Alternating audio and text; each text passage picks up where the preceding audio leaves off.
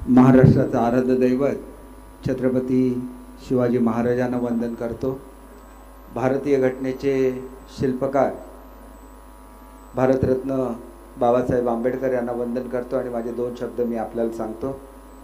या ठिकाणी उपस्थित असलेले महाराष्ट्र राज्य जुनी पेन्शन संघटनेचे राज्याध्यक्ष आदरणीय विजयश्री खांडेकर, सचिव गोविंदजी उगले, राज्य सल्लागार सुनीलजी दुधे, राज्य कोषाध्यक्ष मिलिंदजी सोळंकी, राज्य सचिव शैलेशजी राऊत, महिला अध्यक्ष मनीषाताई मडावी, आशुतोषजी चौधरी, नदीम पटेल, प्रवीण बडे, त्याचप्रमाणे उपस्थित असलेले व्यासपीठावर अन्य सर्व मान्यवर, माझ्या समोर बसलेले सर्व मान्यवर आणि राज्य शासनाचे कर्मचारी आणि पत्रकार मित्रांनो, सर्वप्रथम उशिरा आल्याबद्दल मी आपली दिलगिरी व्यक्त करतो। इथून मला संभाजीनगरला जायचं आहे आणि तिथं मराठा आंदोलनाच्या संदर्भातलं आंदोलन चालू आहे, तर त्या संदर्भात काही कागदपत्र हे मला मिळायचे होते आणि त्याच्यामुळे निघायला थोडासा उशीर झाला, त्याच्याबद्दल दिलगिरी व्यक्त करतो। आपलं खरं तर अधिवेशनचं पहिलं सत्र हे 3 वाजेपर्यंतच होतं, परंतु आपण तरी पण उशिरापर्यंत या ठिकाणी वाट बघत थांबला, त्याच्याबद्दल मी मनापासून आपले आभार मानतो।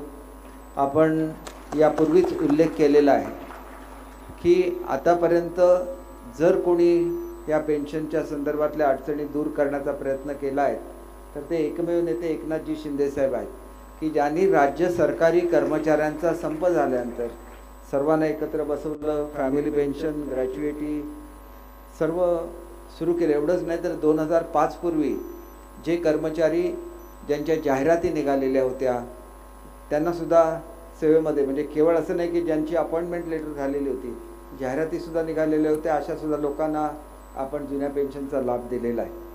याच्यानंतर जरा एक मिनिट मला बोलू द्या।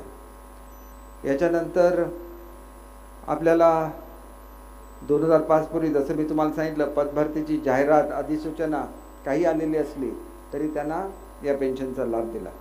याच्यामध्ये अर्थात एक कॅटेगरी राहिलेली आहे जी शालेय शिक्षण विभागाची आहे, त्याच्यामध्ये सुद्धा जे शिक्षक सेवक आहेत त्यांना या योजनेचा लाभ दिलेला आहे।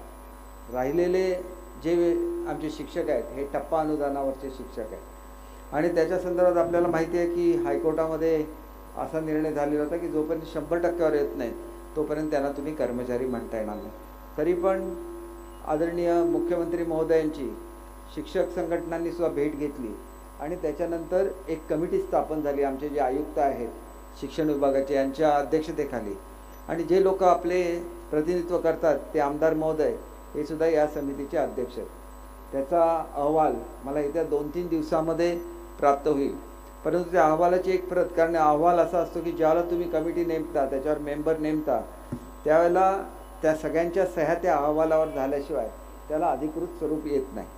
परंतु त्याच्यामधल्या काही फिगर्स या माझ्याकडे आलेल्या आहेत आणि त्याचा सगळ्याचा विचार हा आपल्याला साकल्याने करायला लागेल। ज्याला आपण एखादा निर्णय घेतो त्याला साधारण 1,31,021 एवढा त्यांनी बोजा दाखवलेला आहे। रक्कम मोठी आहे निश्चितपणे, आपला जो एकंदर पगाराची रक्कम आहे त्याच्यापेक्षाही रक्कम मोठी आहे, कारण आमचं डिपार्टमेंटच मोठं आहे, 7.5 लाख कर्मचारी त्याच्यामध्ये काम करतात। तरी पण आम्ही ह्याच्याबद्दल पॉझिटिव्ह आहे, काहीतरी मार्ग या संदर्भात सुद्धा काढण्यासाठी म्हणून ही समिती नेमलेली आहे।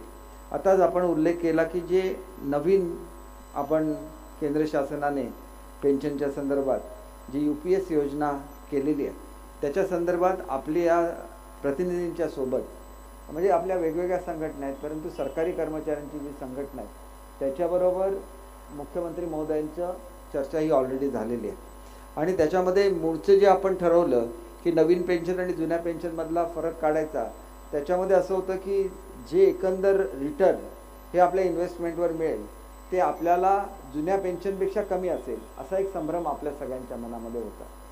ज्यावेळेला समिती नेमली गेली त्यावेळेला राज्य शासनाने ही जबाबदारी घेतलेली आहे की आपल्याला जुन्या पेन्शनमध्ये जेवढे पैसे मिळत होते तेवढेच पैसे नवीन पेन्शनमध्ये सुद्धा मिळतील।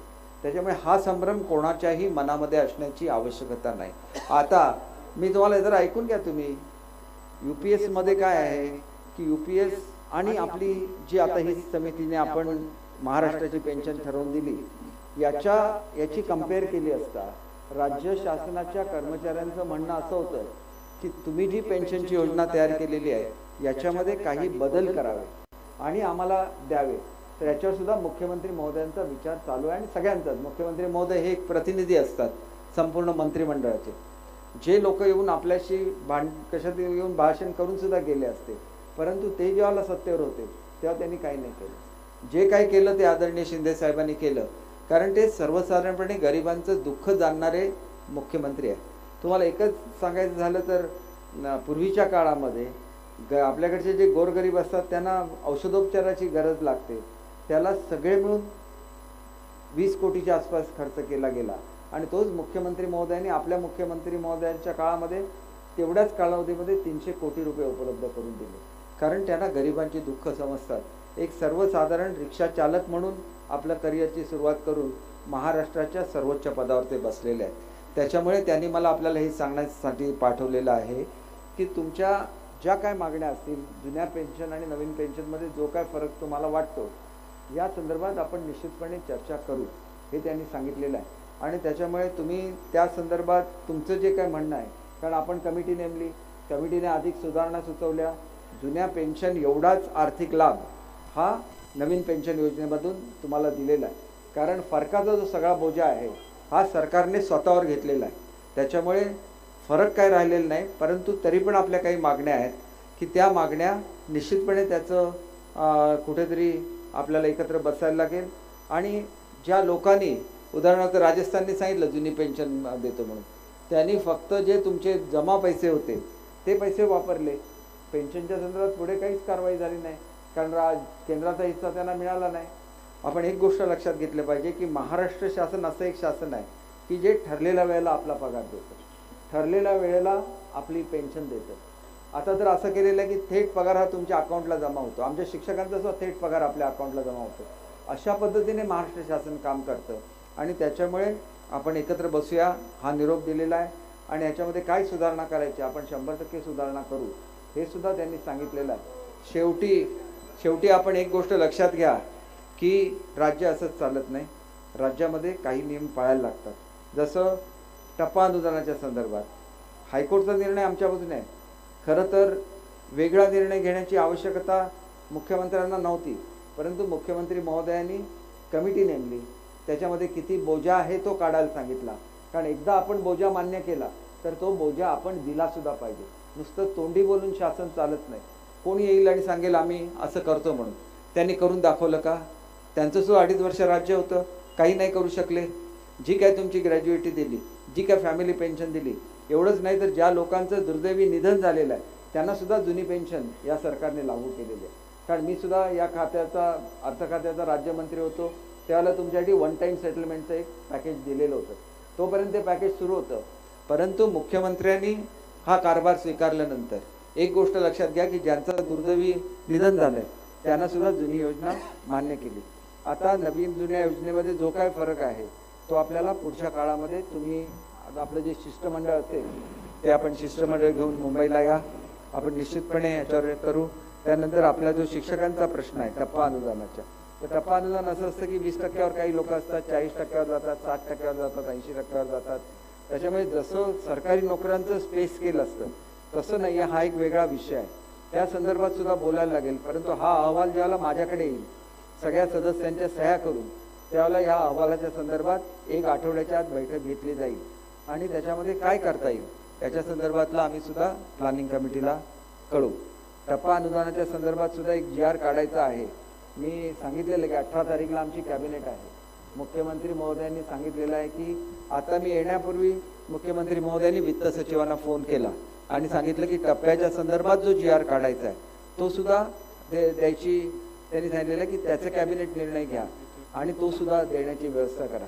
मी ज्यावेळेला ह्या खात्याचा मंत्री झालो त्यावेळेला मला सांगत होते की 200 कोटी रुपये द्या, आम्ही टप्पा पुढचा घालतो. त्यानंतर म्हणाले 500 कोटी द्या. मी टोटल 1100 कोटीचं पॅकेज दिलं. का दिलं? एकही मनुष्य वंचित राहायला नको आणि आमची हीच भूमिका आहे त्याच्यामुळे तुम्ही मनामध्ये कुठलीही शंका असेल तर ती काढून टाका.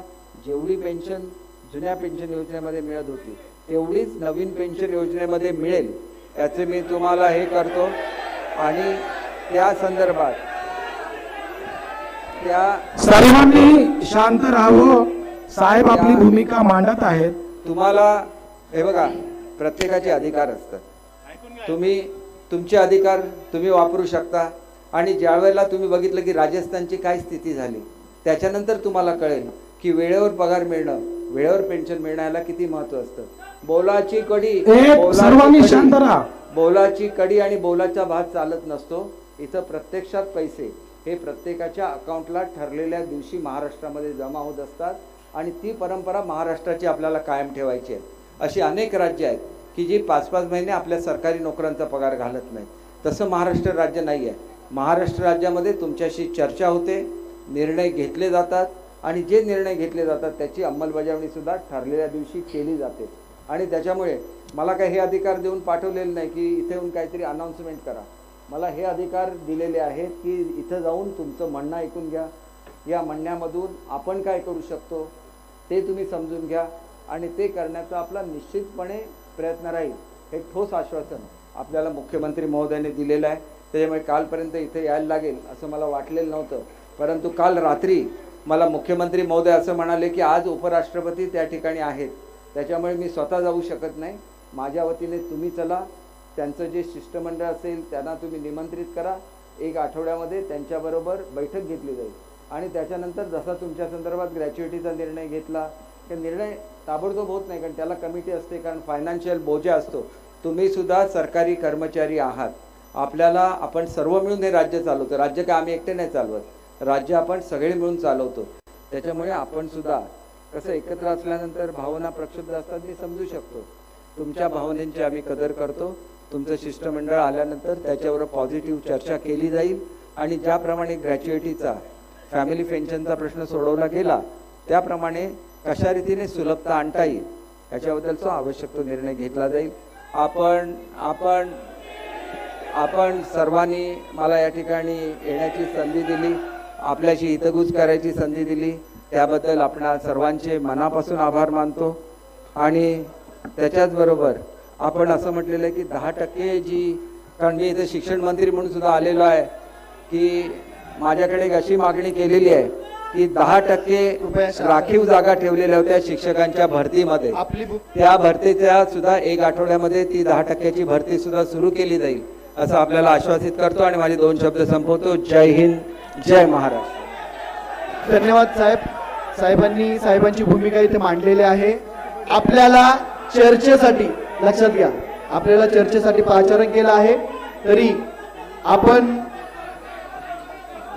आपली जी भूमिका आहे, जो देईल पेन्शन त्याला देऊ समर्थन, वोट फॉर ओपीएस हे आपलं जे आहे ते चालूच राहील.